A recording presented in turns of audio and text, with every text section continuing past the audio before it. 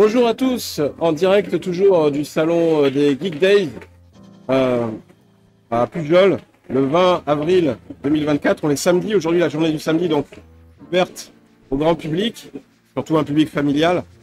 Et avec moi aujourd'hui, j'ai la joie d'accueillir le joueur du grenier sur la télé 42, alias Mathieu. Comment ça va?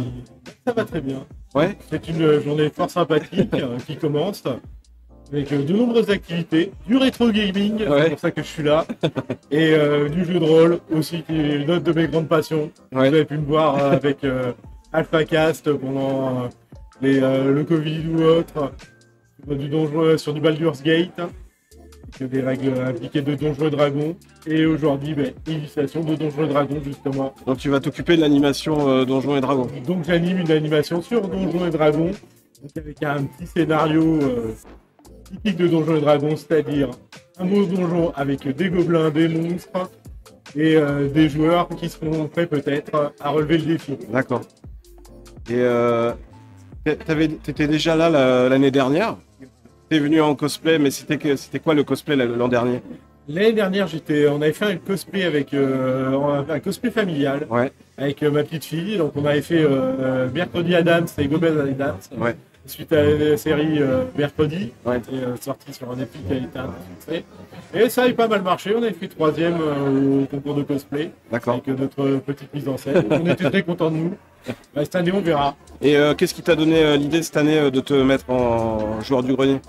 Ah, mais ce qui a donné l'idée, bien sûr, rétro gaming, qui dit rétro gaming, dit joueur du grenier. C'est obligatoire. Et puis en plus, j'ai le physique pour faire le joueur du D'accord. grenier, le vrai joueur du grenier, Ouais. le gros joueur du grenier, le gros JDG. T'es un grand fan du joueur du grenier? Je suis grand fan du joueur du grenier parmi ses premières années, pratiquement. Si je remonte, ça doit dater de 2001-2002, à peu près. Ouais. On a découvert ça avec un copain et on était fans et depuis on a suivi tout. Ça a eu C'était un des premiers sur YouTube. C'était un des premiers sur YouTube et c'est c'est celui qui dure, on va dire, Ouais. c'est un peu le grand-père du YouTube français, avec maintenant il a plus de 15 ans pratiquement Ouais, et puis d'existence sur YouTube, puisqu'il a fait sa vidéo des 10 ans qui est devenue la vidéo des 11 ans il y a déjà un peu plus d'un an. malgré le fait qu'il se soit fait un peu malmener par YouTube à cause des histoires parce qu'en fait il avait tendance à faire pas mal de sketchs ou de petites scénettes Voilà. inspirées de films ou des choses comme ça, Voilà. ce qui était très créatif d'ailleurs. Tout à fait. Ben justement, ces vidéos, il le dit toujours, malgré tout le scénario qu'ils peuvent monter, tous les effets spéciaux, les scénettes qui sont montées, il fera toujours moins de vues que le chat de Squeezie qui tape sur un clavier. Ouais, ouais. Et ça, c'est quelque chose qui l'embête un peu par rapport aux créations qu'il fait. Mais après, ça reste un personnage ludique dans le YouTube français. T'as vu Et tout le monde l'attend d'ailleurs. le concept de restaurant à Il a thématique ouvert un bar, pirate qu'il a ouvert avec son Il a collègue. ouvert un bar avec Seb du Grenier, un bar gaming. Vous aller qui est en Bretagne, là où ils ont l'habitude de tourner d'ailleurs leurs vidéos. Ouais. Ils ont tourné la vidéo de Poudlard. La vidéo qu'ils ont fait, qui est l'une de ses meilleures d'ailleurs, la vidéo sur le jeu, sur la série de jeux Ouais. Harry Potter, Ouais. l'ensemble des jeux Harry Potter. C'est vrai que c'est un lieu assez sympathique. Moi qui suis breton, j'ai eu la chance d'y aller. Donc, Ah oui, tu l'as c'est pour ça. testé? Tu l'as testé? J'ai testé, j'ai eu la chance d'y aller parce que je vais en Bretagne pratiquement toutes les vacances. Donc j'ai eu la chance d'y aller. J'ai eu la chance de connaître le château aussi. Ouais. J'ai eu la chance de l'avoir rencontré. D'accord. Ah ouais? Je l'ai rencontré à 2 conventions. Notamment, je l'ai rencontré à Pau. Sur Pau. Là, je lui avais apporté quelque chose qu'il n'avait jamais vu. C'est terrible parce que c'est moi qui suis passionné de jeux vidéo et lui aussi. Je n'ai pas tout conservé. À un moment, la vie fait qu'on se sépare de choses. J'avais conservé le jeu Final Fantasy VII, PC d'origine, Du coup, alors, édition vu 1995. que tu l'as rencontré, comment il est sympa, il est abordable. Il est très sympathique. Il était avec Seb d'ailleurs, avec Sorina et avec leur compagne, qui sont souvent dans leurs vidéos d'ailleurs. Et donc il est très abordable et là surtout il est tombé sur un objet qu'il n'avait jamais vu et qu'il ne connaissait pas. Ouais. Il savait même pas parce qu'à l'époque il n'était pas encore joueur PC, c'était un joueur console.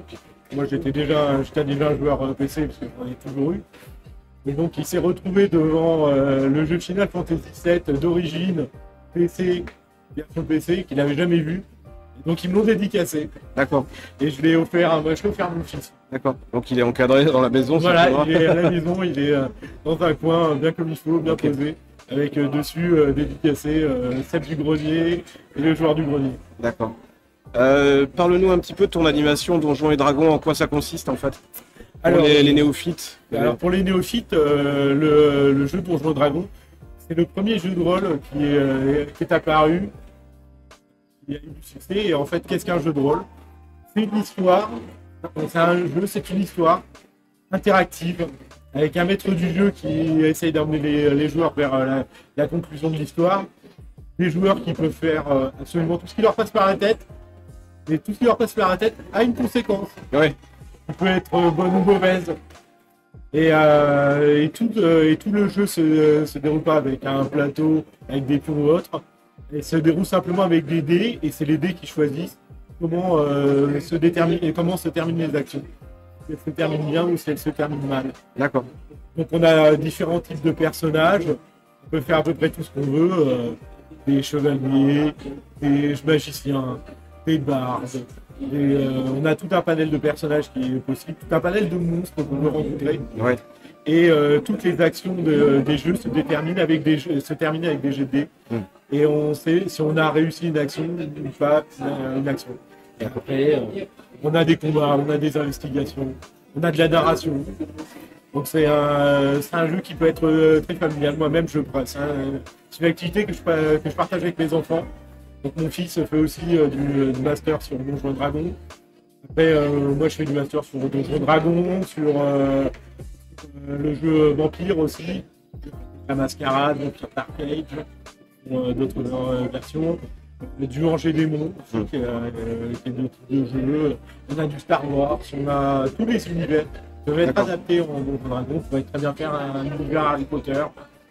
Tout peut être adapté en jeu de rôle, du moment qu'on a un maître du jeu, qui est capable de raconter une belle histoire, et qu'on a des joueurs qui sont investis, parce que c'est des campagnes qui peuvent durer sur plusieurs jours, plusieurs semaines.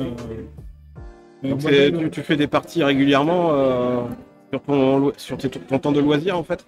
Sur mon temps de loisir, on fait des parties régulièrement avec mes enfants. Le week-end, ça nous arrive le soir. Il n'y a pas grand-chose derrière nous, un truc comme ça. On peut toujours ressortir un jeu, une petite histoire. Il y en a plein qui sont disponibles sur Internet, qui sont écrits par des joueurs. Et donc, hop, on prend une petite histoire, on lit le maître du jeu habituel, lit le scénario. Et puis, on peut trouver des personnages qui sont déjà créés de différents niveaux, on peut adapter. Hop, quelques personnages, une bonne histoire. On se met autour de la table.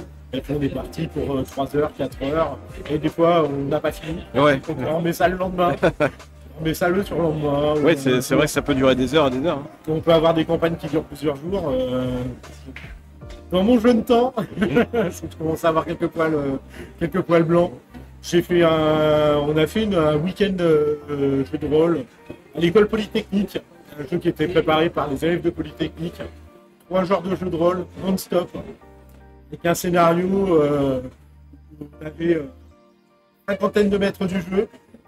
Chacun un petit scénario, et à la fin, toutes les équipes qui avaient réussi ces petits scénarios se retrouvaient sur un grand scénario, sur une grande histoire qui avait été inventée par des gars de Polytechnique.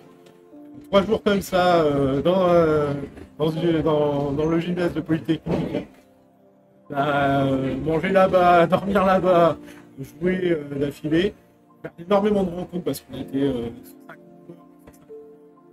ça avait été vraiment une belle expérience. Et surtout quand on voit qu'en fait, chacun avait un petit morceau du scénario, du grand final, comme on peut le voir dans une série comme Le Seigneur des Anneaux, ou dans les séries des Avengers, des Marvel Avengers, où en fait, quand on regarde Iron Man, on a un morceau de l'histoire, on regarde Thor, on a un autre morceau de l'histoire, et puis tout ça se retrouve à la fin avec Endgame. Et ben là, c'était à peu près pareil. Chacun avait un petit morceau de l'histoire, et puis à la fin, on se retrouvait tous en fait pour combattre le même ennemi. D'accord. C'était vraiment une belle expérience. Quelle est ton impression du salon? Parce que tu étais là hier aussi, je crois. Enfin, vous t'es passé. Je suis venu hier avec les centres aérés, les enfants étaient très réceptifs, ils aiment beaucoup, bien sûr. Quand il y a de la console, les enfants aiment beaucoup. Cette année, j'ai l'impression qu'on est mieux que l'année dernière, Ouais. qu'il y a déjà beaucoup plus de monde. Cet après-midi, ça risque d'être C'est encore pire. plus sympa que l'an dernier. Là, il y a le concours de Just Dance qui est en route. Il y a des enfants qui sont sur Yo-Bio en train de s'essayer. D'autres, des enfants plus ou moins grands. Parce que même les parents sont très investis et retrouvent les consoles de leur enfance. Et, ça me fait grand plaisir de voir s'amuser et participer à un événement qui fait. Être là pour donc cette deuxième année. Ouais, Troisième, ça l'année fait prochaine, plaisir. quatre. Quelque part, Pour nous, c'est que du plaisir. ouais, voilà, Parce que si on n'aime pas, on on s'amuse. Voilà, On se lance des défis. exactement. C'est rigolo. En tout cas, merci Mathieu. C'était très Merci sympa. à toi de m'avoir reçu. Et puis, je te souhaite un bon salon. Et puis, on va arrêter cette interview. On va se laisser sur cette impression très positive. D'ici la prochaine vidéo, n'hésitez pas à liker, à vous abonner, à partager la vidéo. Et puis, on se retrouve très vite, sûrement pour une prochaine interview en direct sur la télé 42. Bye bye. Au revoir.